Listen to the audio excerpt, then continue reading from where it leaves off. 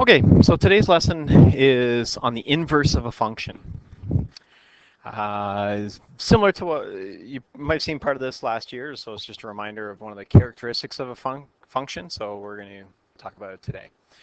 So definition is the inverse of a function is found by switching the independent and dependent variables. Fancy way of saying switching the x's and y's. The graph of the inverse function, which is noted with f to the negative 1 at x, it's not an exponent, it's just a notation. F to the negative 1 of x of the function f at x is a reflection in the line y equals x. I'll explain that in a moment. But first, let's look at it graphically. So let's look at this function that we have here, f at x equals x squared plus 4. You'll know that that, of course, is a parabola, and the plus 4 at the end tells us that it's moved up 4. So the vertex, instead of being at 0, 0, is at 0, 4.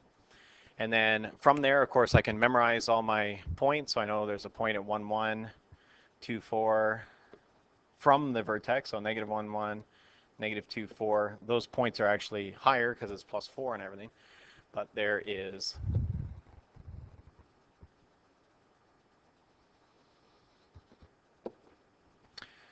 the f at x function.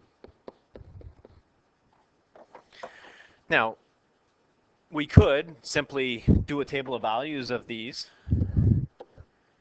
with our original x and y. So we know we've got this center point is at 0, 4, and then we've got a next point is 1, 5, and 2, and 6, 7, 8, 9. And the negative versions of those, negative 1, 5, and negative 2, 9. And since the inverse is just doing a reflection, or switching the x's and y's, the inverse function would just be the same coordinates, just switched. So it would be 4, 0 for your x and y, and 5, 1, and 9, 2, and 5, negative 1, and 9, and negative 2. So we go over and plot those. So we're going to run out of a bit of room here, but 5, 1, and 5, negative 1 is 1, and then 9, so this is 5, 6, 7, 8, 9, roughly out here, and 9, negative 2, and then we get up with this graph like that. And this graph here is called the inverse. So we just took all the x's and y's and flipped them. Now the second part of the definition there says the graph of the inverse is a reflection in the line y equals x.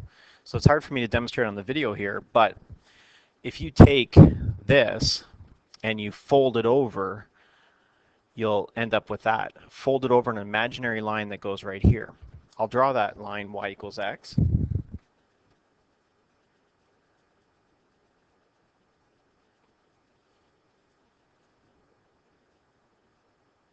So there's the line y equals x. And if you take these points and fold it on that crease, you'll see that it turns into that. And that's the inverse. So you see that point here, 4, 0, or 0, 4, excuse me, folds over to 4, 0. And then this point, 1, 5, folds over to 5, 1, and so forth. And we end up with that picture. One of the really interesting questions now is this: is the inverse a function?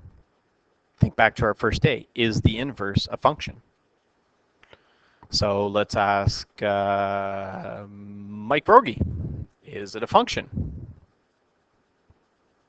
Oh, I'm sorry, Mike, that's wrong. I'll have to ask someone else. Let's ask Brittany. Yes, that's right, Brittany. The inverse is not a function because it fails the vertical line test.